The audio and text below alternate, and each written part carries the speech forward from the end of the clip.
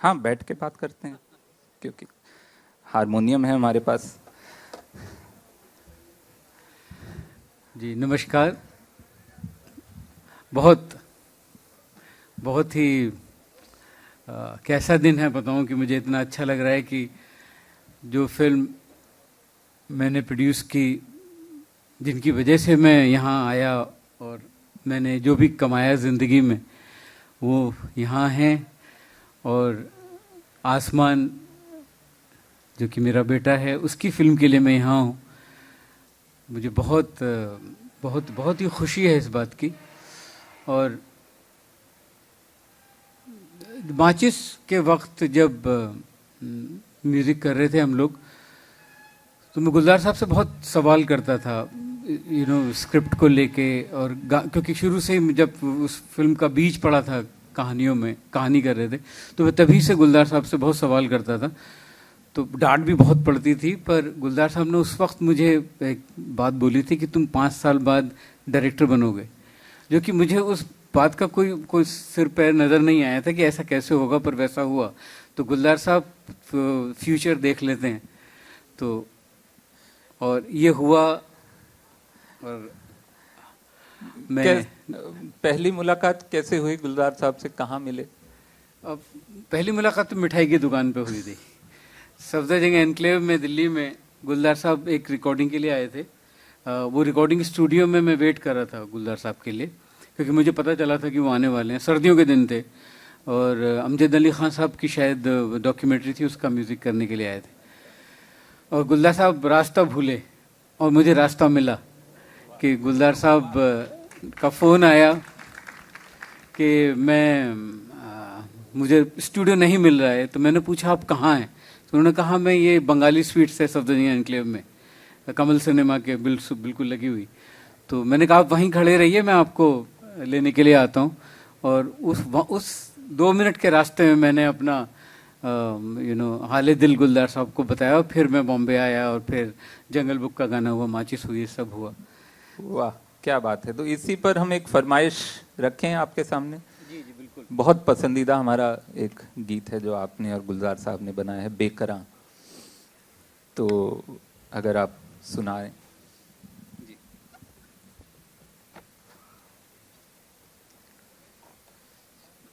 ये गाने की भी एक कहानी है बहुत अच्छी।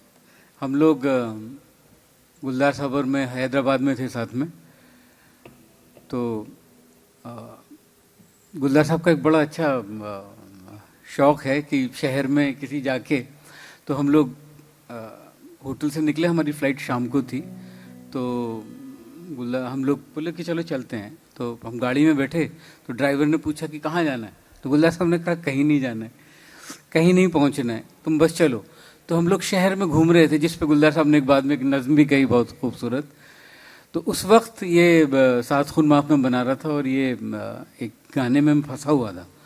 तो गुलजार साहब ने मुझे उस वक्त उनकी नज़्म की ये 2 लाइनें थी कि एक ज़रा चेहरा उधर कीजिए इनायत होगी, एक ज़रा चेहरा उधर कीजिए इनायत होगी, आपको देख के बड़ी देर से मेरी सांस रुकी है।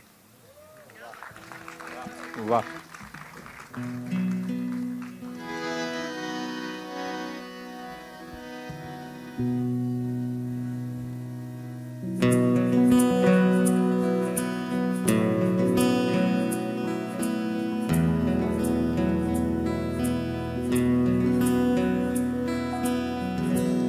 बेकरां है बेकरां, आंखें बंद कीजिए ना, डूबने लगे हैं हम, सांस लेने दीजिए ना। बेकरां है बेकरां, आंखें बंद कीजिए ना, डूबने लगे हैं हम, सांस लेने दीजिए ना। लिल्ला एक जरा चेहरा उधर कीजिए इनायत होगी, एक जरा चेहरा उधर की इनायत होगी। आपको देख के बड़ी देर से मेरी सांस रुकी है।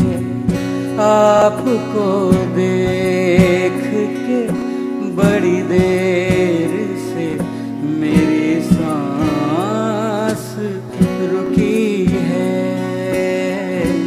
बेकरां है बेकरां,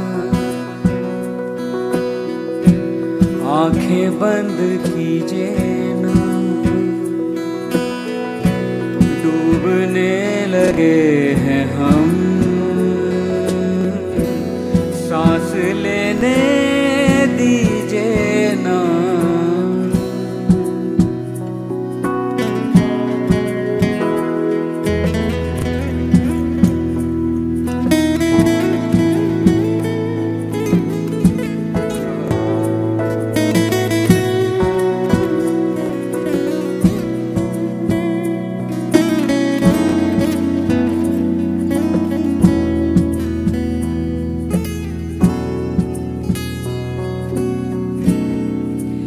एक जरा देखिए तो आपके पांव तले कुछ तो अटका है कहीं, वक्त से कहिए चले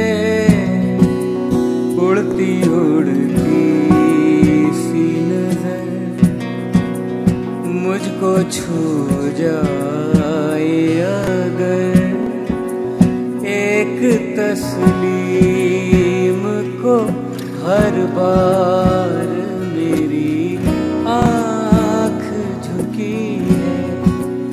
आपको देख के बड़ी देर से मेरी सांस रुकी है। बेकरां है बेकरां, आंखें बंद कीजिए ना, डूबने लगे हैं हम, सांस लेने दीजिए ना। लिल्ला। वाह वाह वाह वाह वाह, शुक्रिया शुक्रिया शुक्रिया, कमाल कमाल। तो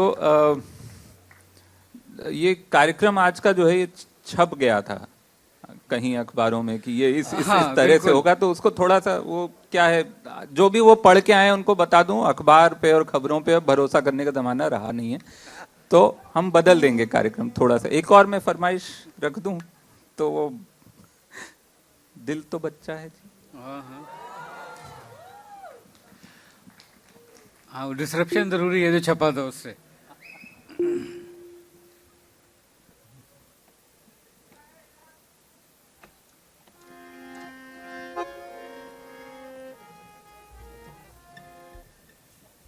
वाह वाह, शुक्रिया शुक्रिया शुक्रिया। तो अब वक्त आ गया है उनको बुलाने का, जिनके लिए मैं बस उन्हीं की 4 लाइनें कहूँगा, उसके बाद मैं आपको माइक थमा दूंगा और आमंत्रित करें। वो यार है जो खुशबू की तरह, वो जिसकी ज़बान उर्दू की तरह। तो उन्होंने दिल से के लिए लिखा है, लेकिन मेरे मन में हमेशा उनके लिए ही आवाज़ ये लाइनें निकलती हैं। तो वो एक हल्की मखमली रुई का बादल है, वो एक हल्की मखमली रुई का बादल है जो तीखी धूप पी के छाँव बांटा करता है। वो एक हल्की मखमली रुई का बादल है जो तीखी धूप पी के छाँव बांटा करता है। करीब जाओ तो जाना घिसट के घुटनों पे, करीब जाओ तो जाना घिसट के घुटनों पे, बिखर न जाए वो पैरों की चाप से वरना। ज़बां पे तोल के ले जाना अपनी आवाज़ें, हर एक लफ्ज़ नाप लेना अपने होठों का। ज़बां पे तोल के ले जाना अपनी आवाज़ें, हर एक लफ्ज़ नाप लेना अपने होठों का, वो सेंटा क्लॉज सा सच्चा सफ़ेद सूफी है, उसकी तन्हाई न टूटे ज़रा ख्याल रहे। मेरे गुरु, मेरे पिता, मेरी सांस, मेरी ज़िंदगी, गुलजार साहब।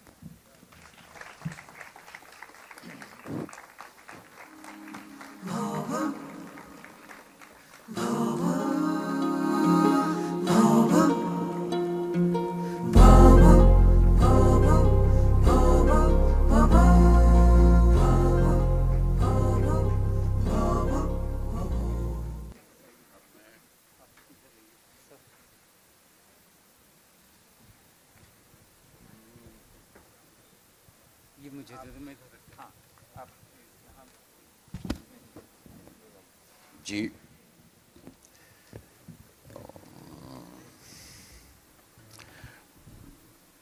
इस खूबसूरत शाम बहुत से लोगों का बहुत बहुत शुक्रिया और बहुत से लोगों को बहुत बहुत मुबारकबाद। ये ऐसी शाम वाकई कभी कभी आती है, और जैसे विशाल ने शुरुआत में कहा बिल्कुल वैसे ही बड़ी ख़ास शाम है। ये बेटा मेरा, जिसे मैंने हमेशा यही कहा कि मेरी एक्सटेंशन है, ये मेरी अगली जनरेशन है। और इससे बड़ी खुशी क्या होगी कि आप अपने बेटे के लिए आगे चल रहे हैं और मैं अपने पोते के लिए आगे चला हूं। It's another generation.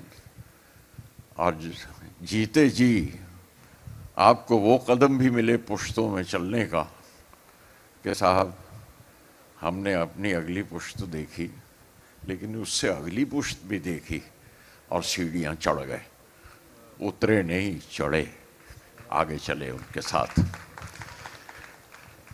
मैं आसमान को मुबारकबाद देता हूँ और आसमान का शुक्रिया भी हूँ कि उसने मुझे उंगली पकड़ के यहाँ तक लाया। कभी मैं उसे उंगली पकड़ के चलाता था, अब वो मुझे मेरा हाथ पकड़ के थामता है, मुझे थाम के चलता है, मुझे थामता है। इससे बड़ी खुशी नहीं होती और नहीं हो सकती कि आप अपना दौर, अपना वक्त, अपनी औलादें और उनको बीजें और उनको इसी खुशनुमा हवा में, इस जनरेशन को इसी समाज में, इसी सोसाइटी में उसका हिस्सा बन के उसको आगे लेकर जाएं। ये बढ़त एक जिम्मेवारी भी है और मैं जानता हूँ जिस खूबी से विशाल ने निभाया है, और विशाल के साथ अर्धांगिनी उसकी, बड़ा खूबसूरत लफ्ज़ है ये अर्धांगिनी, कि मेरे अंग का अर्ध है। वो उन्होंने मिलके जिस तरह आसमान को जिम्मेवारी समझाई है, उसको समाज की जिम्मेवारियां समझाई हैं और समाज के साथ साथ चलने की, उनको लेकर और उन्हीं वैल्यूज़ को, उन्हीं कीमतों को लेकर चलने की शिक्षा दी है, तालीम दी है और वो आगे बढ़ रहा है। आसमान बहुत बहुत बहुत मुबारक हो आपको, और बहुत बड़ी जिम्मेवारी ली है आपने। उसकी ये पहली फिल्म मैंने देखी है। हालांकि बच्चे काम जल्दी से दिखाते नहीं, अपना छुपा के रखते हैं और कहते नहीं नहीं मैं ज़रा ये हो जाए तो उसके बाद दिखाता हूँ। अच्छा ये ज़रा मैं इसका म्यूज़िक डाल लूँ तो और उन्हें कहना पड़ता है कि आप बड़ी, वो कहते हैं बड़ी स्क्रीन पे देखिए ना आकर, तो उन्हें कहना पड़ता है भाई देखो मैंने 50 साल इसी में गुजारे, मैं छोटी फ्रेम पे भी मैं समझ जाता हूँ इसकी मेरी क्या होती है। तो जाहिर है कि कहीं ऐसा ना हो कि मुझे दाना ये बुलाता है वो, क्योंकि मैं एक तरफ से दादा हूँ उसका और एक तरफ से नाना हूँ, तो उसने बड़ा अच्छा नाम दिया, दाना जी। तो तो उसे ये कहीं ऐसा ना हो कि दाना जी किसी बात पे एतराज़ कर जाएं, कहीं कुछ ये ना कह दें नहीं नहीं ये नहीं ठीक नहीं है, ये ना कह दें वो, क्योंकि बच्चों का ये हौसला और बच्चों की ये तालीम कि वो बड़ों को नाम ही नहीं कर सकते और उन्हें अपनी तरह चलना है। और जानते हैं, हमें भी मालूम है कि भाई वक्त बदल गया है अब। हाय वरना पैरिपोना जी है ना, तो वो हाँ हाय कहते कहते रुकेंगे और आके पाँव छू लेते हैं। और लेकिन मज़े की बात यह है कि भाई पैरिपोना कहना छोड़ दो, हाय पैरी। लेकिन वो शिक्षा, वो तालीम जो उसने हासिल की है, संस्कारों की, अपनी तहजीब की, अपनी सभ्यता की, वो उसके साथ चल रहा है। मेरी बहुत बहुत बहुत दुआएं उसके लिए और उसकी सारी टीम के लिए जो उसके साथ चल रहे हैं, उसके आर्टिस्ट, उसके फनकार, उसके टेक्नीशियंस। मैं उन सब को अपनी तरफ से दुआएं पेश करता हूँ और मुबारकबाद देता हूँ कि ये लम्हा आया, ये लम्हा जब हमने अगली जनरेशन के लिए देखा। बहुत बहुत मुबारक उन सबको। अब मुझे क्या करना होगा अब इसके बाद? तो आप बैठिए। तो मुझे यही लग रहा था, मैं आके मुबारकबाद ही दे सकता हूँ और दुआएं दे सकता हूँ सबको। जी, हम कुछ आपसे गुजारिश करेंगे, कुछ पढ़ने की, कुछ नज़में। जी हाँ, वो तो आपने हुक्म दिया था मुझे। तो कुछ, लेकिन उससे पहले एक सवाल है कि विशाल जी की पहली फिल्म। एक सवाल है? एक ही सवाल है। एक ही सवाल नहीं आप एक से तो ज्यादा वहां से अब तक कितना आपके अंदर क्या बदलाव हुए कि जब माचिस में विशाल जी के साथ काम कर रहे थे और अब आसमान की फिल्म के लिए विशाल जी के साथ म्यूजिक कर रहे हैं? कुछ देखिए, बदलाव जो मेरे अंदर हुए, वो अंदर का तो नहीं पता, बाहर का ही बता सकता हूँ कि कुछ धूप में बाल सफेद हुए, कुछ हवा में खिड़की में बैठने से उड़ गए, है ना। वरना यही कहा करते थे, धूप में बाल सफेद होते हैं, हम ये कहते हैं कि जी हवा में बाल उड़ाते हैं। तो अब ये हुआ। और दूसरा ये कि धीरे धीरे जब बच्चे संभाल लेते हैं, मेरी बेटी भी फिल्म मेकर बन गई, वो इनसे सीखी है, ये बड़ा है ना घर में, तो इन्होंने सिखाया, वो शिक्षा इससे ली है मेघना ने, इनके साथ जुड़ी रही। तो जब वो जिम्मेवारियां लेने लगे तो ये अच्छा होता है कि आप आहिस्ता से पैर फैला सकते हैं, आराम कुर्सी पे पीठ लगा के बैठ सकते हैं, अब आपको सीधा बैठे रहने की ज़रूरत नहीं है। तो ये कुछ तब्दीलियां मुझ में आई हैं कि मैं बेफिक्र होने लग गया और देख रहा हूँ इन बच्चों की तरक्की को। लेकिन ये म्यूजिक बनाने का जो प्रोसेस बदला है पिछले 25-30 साल में, उसमें आपको आसानी हुई है एज ए लिरिक्स राइटर या एज ए? नहीं, आसानी मतलब ये कि मुझे फिर से सीखना पड़ा ज़रूर, और वो सीखते रहना अच्छी बात है। गाने की फॉर्म बदली है, गाने का बहुत कुछ बदला है। मैं जैसे इससे पहले पंचम के साथ बहुत काम किया था, लोग जानते हैं मेरा पंचम का काम, लेकिन वो एक पूरा दौर है अपने आप में, और ये दूसरा दौर जो दूसरी कड़ी शुरू हुई है वो उससे आगे तक लेके गई है मुझे विशाल के साथ।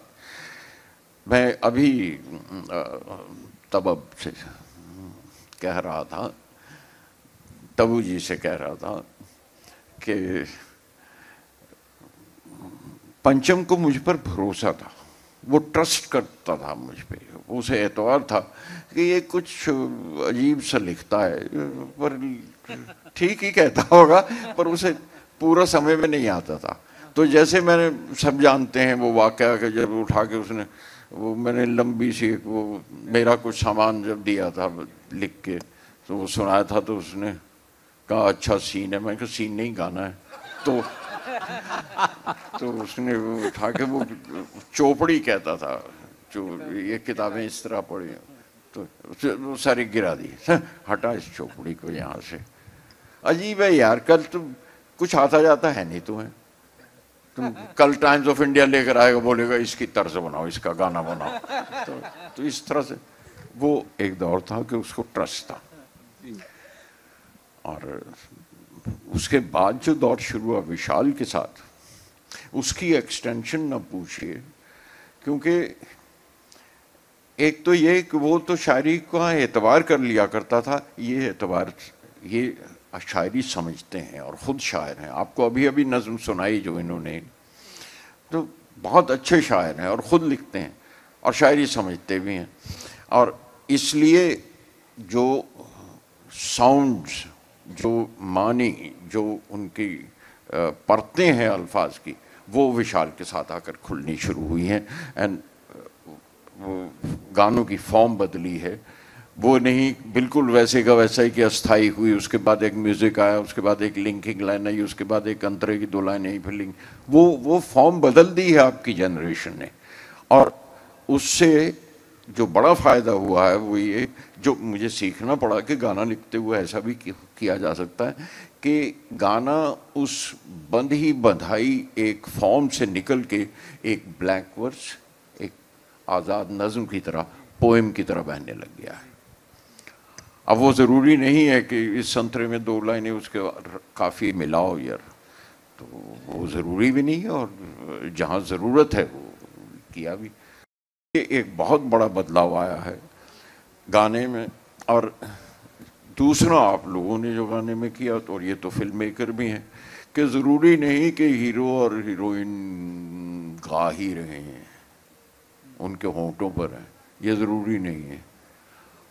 वो जिस मुकाम पर हैं, जो बात कर रहे हैं, पीछे बैकग्राउंड में लिप सिंक आहिस्ता आहिस्ता आहिस्ता कम होती चली गई, और अब नरेटर जो डायरेक्टर है फिल्म का, वो अपनी बात कह रहा है, या वो अपने पर्सपेक्टिव से वो बात कह रहा है। ये एक बहुत बड़ी तब्दीली आई है। और जिनको गाने का शौक़ है वो अच्छा है, उनके लिए लिप सिंक की भी कोई ज़रूरत नहीं है, आप गाइए ना, आज़ादी से गाइए। तो और इसमें मानी भी बदले हैं गानों के, नई इमेजरी दाखिल हुई है, और कुछ बड़ी फ्रैंकली बातें करने लग गए हैं ना, कि जो पहले ढकी छुपी कहा करते थे, बड़ी सीधी बात कहते हैं आज के डायरेक्टर और आज के म्यूज़िक कंपोज़र, जो उनके साथ, जो विशाल के साथ जो गाने। जी, आपने भी तो उसमें आपने क्या अडेप्ट किया है, पर्सनल से सवाल करती हैं, आंखें भी कमाल करती हैं, पर्सनल से सवाल करती हैं, तो आपने हाँ। इस आज की जनरेशन की ज़बान को आपने यूज़ किया है। हाँ, वे ये सही है कि आपका अगर पहनावा बदला है ना, आपके ड्रेसेस भी बदले हैं, वो फ़र्क भी बदला है कि एक जीन्स जैसा इनकलाब आया है, जो मर्द भी पहनते हैं, औरतें भी पहनती हैं, मजदूर भी पहनता है और प्रेसिडेंट भी पहनता है। ये छोटा इनकलाब नहीं है।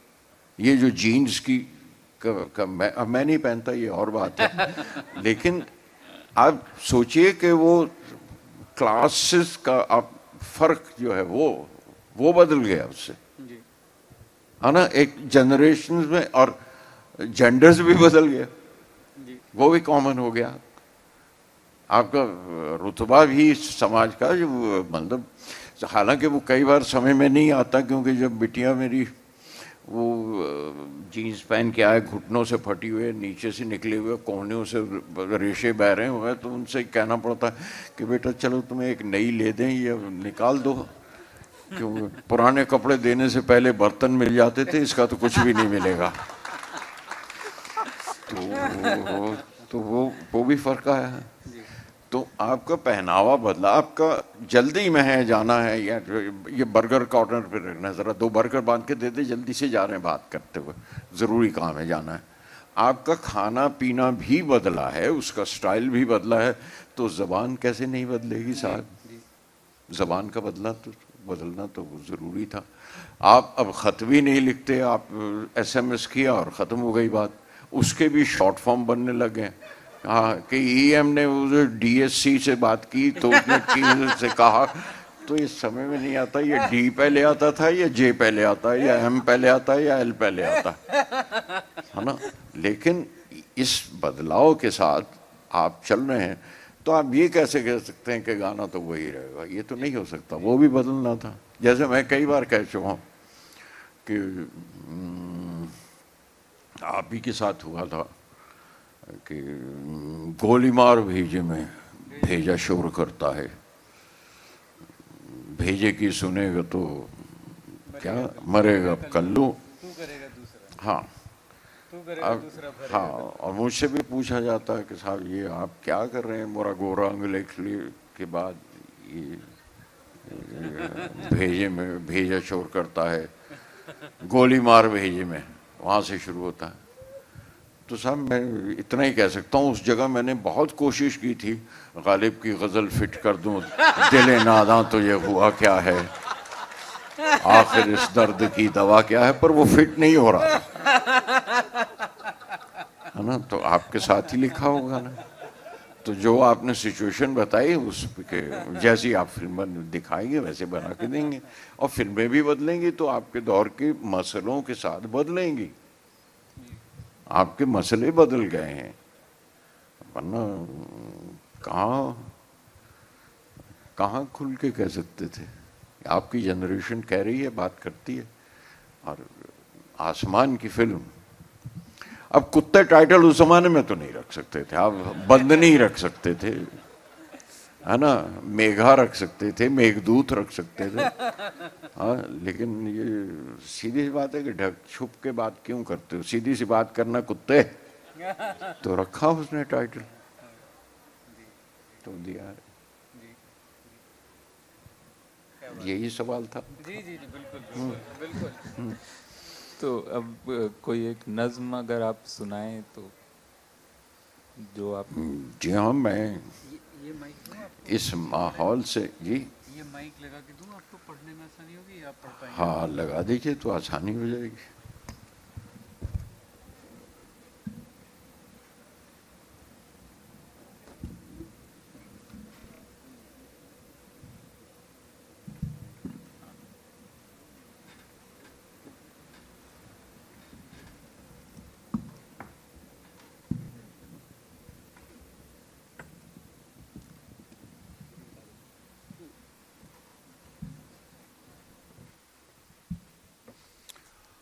अच्छा, ये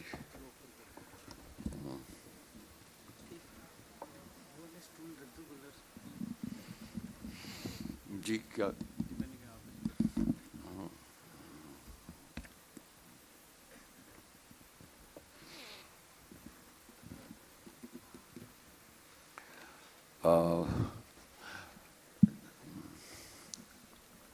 वरुण ने कुछ मैसेज भेजा था, कुछ इनकी फरमाइश थी, एक इनकी पसंदीदा नज़में, तो वो मैं लिया साथ में, और वो आज के माहौल में ठीक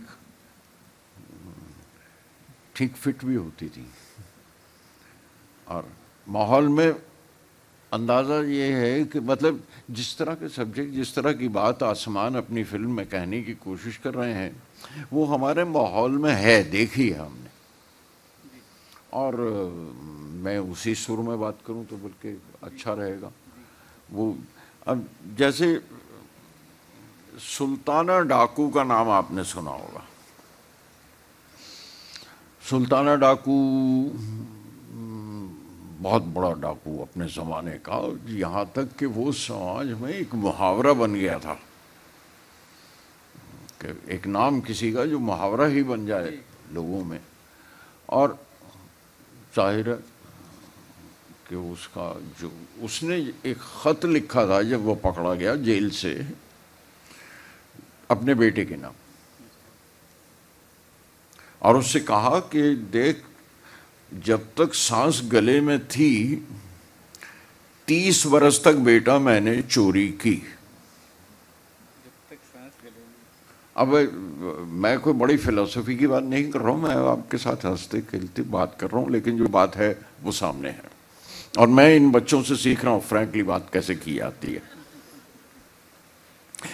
जब तक सांस गले में थी 30 बरस तक बेटा मैंने चोरी की, और छीन लिया जब चोरी करना मुश्किल था। वो भी अगला, अब मेरा ख्याल है बड़ा अच्छी बात कही उसने। जब तक सांस गले में थी 30 बरस तक बेटा मैंने चोरी की, छीन लिया जब चोरी करना मुश्किल था। खून किया जब छीना झपटी मुमकिन न थी। खून किया जब छीना झपटी मुमकिन न थी, वो भी खत्म हुआ तो फिर सूली का फंदा पहन लिया। इतने ही सालों के बाद तुम्हारी बारी आएगी ये याद रहे। वो बेटे को, इतने ही सालों के बाद तुम्हारी बारी आएगी ये याद रहे। 6 साल के बच्चे पर लाजिम है, 6 साल के बच्चे पर लाजिम है बाप का पेशा सीखने का आगाज करे। सियासतदान से याद रखो पंगा ना लेना, उसके बच्चे 5 वर्ष से सीखने लगते हैं। क्या बात है। ये मैंने ये सुल्ताना डाकू की सिफारिश है। और एक और है सेल्फ मेड। मेरे ख्याल है सीरियस, इतनी फिल्म भी उतनी सीरियस है और हम भी नज़में भी वैसी उतनी सीरियस पढ़े तो फिर क्या फ़ायदा। तो मेरा ख्याल है कि नहीं, अब हम नज़मों को और भी ख़त्म करें। प्यार वाली भी कुछ सुनेंगे कुछ देर में। अब हम अपनी ये मैं ज़रूर बता देता हूँ कि मैं ये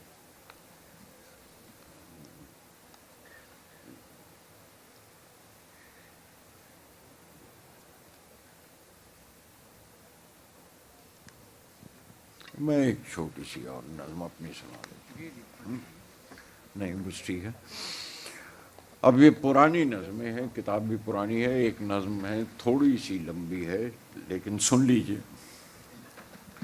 पुरानी नज़मों के खोलने से कभी कभी होती है एलर्जी। पुरानी नज़मों के खोलने से कभी कभी होती है एलर्जी। किसी पुराने ख्याल की धूल उड़ के जाती है नाक में तो झड़ी सी लगती है एक छींकों की, और कुछ रोज नज़ला लग जाता है पुराने दिनों का मुझको। पुरानी नज़मों के खोलने से कभी कभी होती है एलर्जी। किसी पुराने ख्याल की धूल उड़ के जाती है नाक में तो झड़ी सी लगती है एक छींकों की, और कुछ रोज नज़ला लग जाता है पुराने दिनों का मुझको। पुराना सा एक ख्याल कि दिन तो टोकरी है मदारी की। पुराना सा एक ख्याल कि दिन तो टोकरी है मदारी की, और रात जैसे उसका ढक्कन।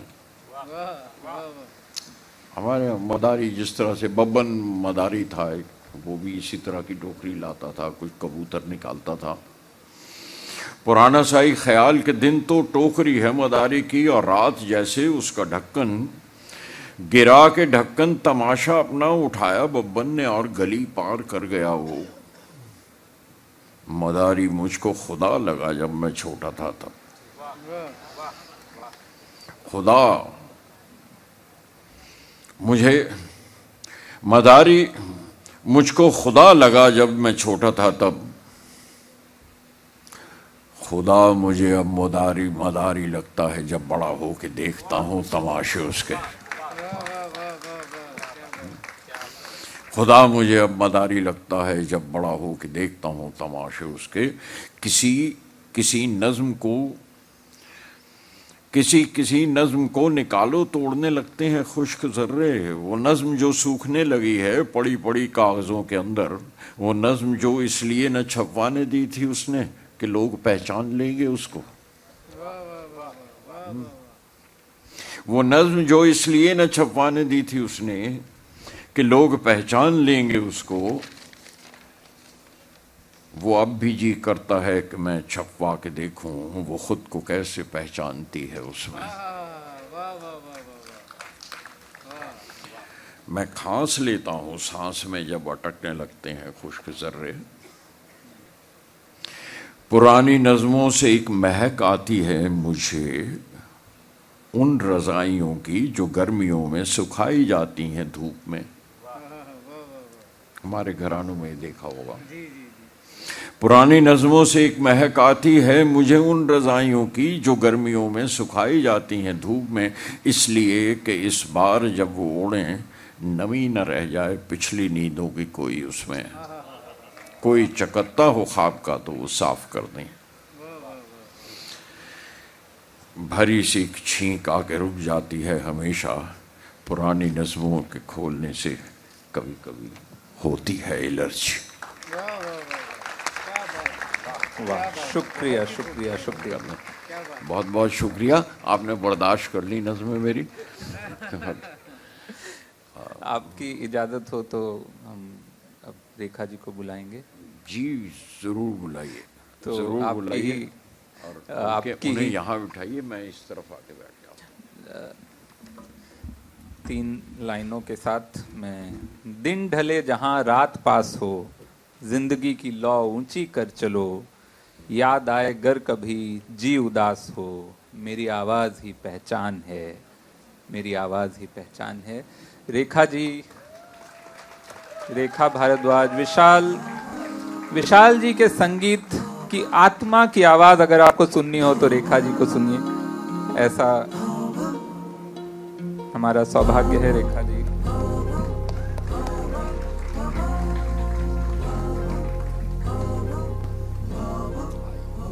आप इस तरफ आइए, माइक उस तरफ लीजिए। हाँ, ये ठीक है।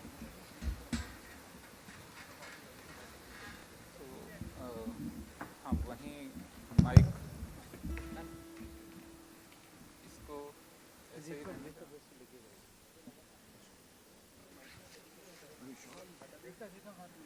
मैं हाथ तो आप हैंड माइक से। हाँ ठीक।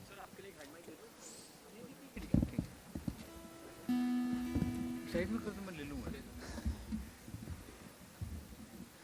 तो स्वागत है रेखा जी यहाँ पर, और शुक्रिया। बहुत बहुत मुबारकबाद।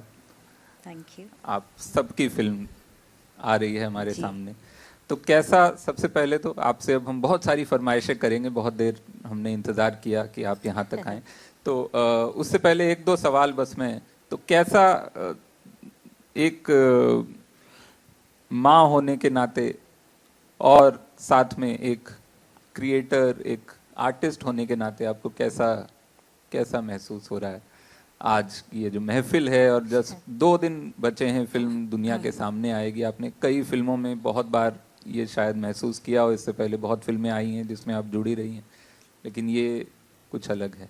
बिल्कुल बिल्कुल, आसमान की फिल्म है तो बहुत ख़ास महसूस हो रहा है, और एक्साइटमेंट है, खुशी है, साथ साथ ऑब्वियसली थोड़ी नर्वसनेस भी है, कंसर्न भी है।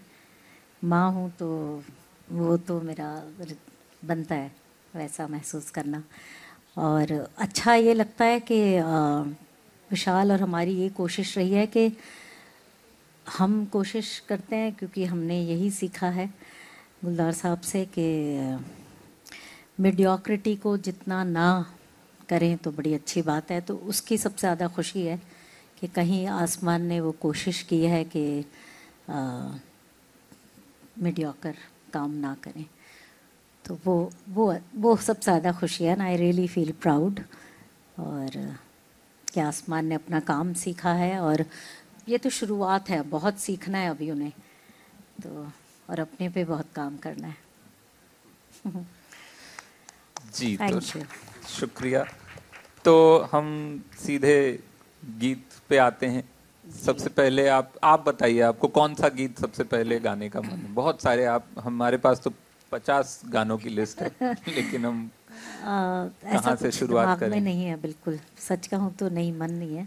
आप कुछ कहिए तो मेरे अच्छा। दिमाग में कोई ऐसा कोई गाना इस अच्छा, वक्त नहीं है। तो आप दोनों मिलके ओ साथी रे गा सकते हैं? वो साथी रे, हाँ बिल्कुल। हाँ, मैं वो सीक्रेट पूछ रहा था, मैंने सोचा सब ना सुने। ओ साथी रे, वो साथी रे सुनाते हैं। डन।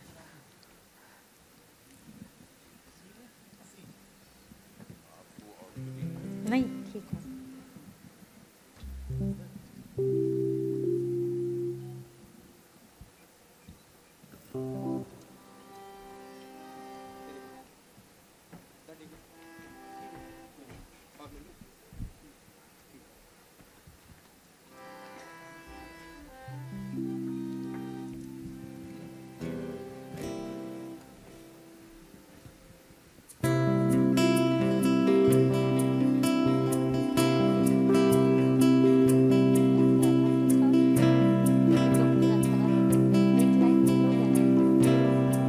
ओ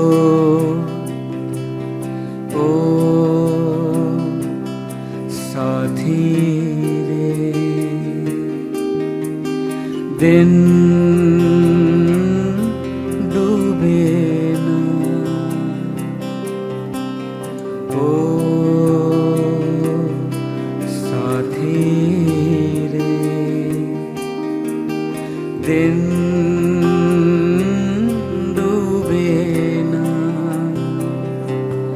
आचल दिन को रोके, धूप के पीछे दौड़े, छाँव छुए ना।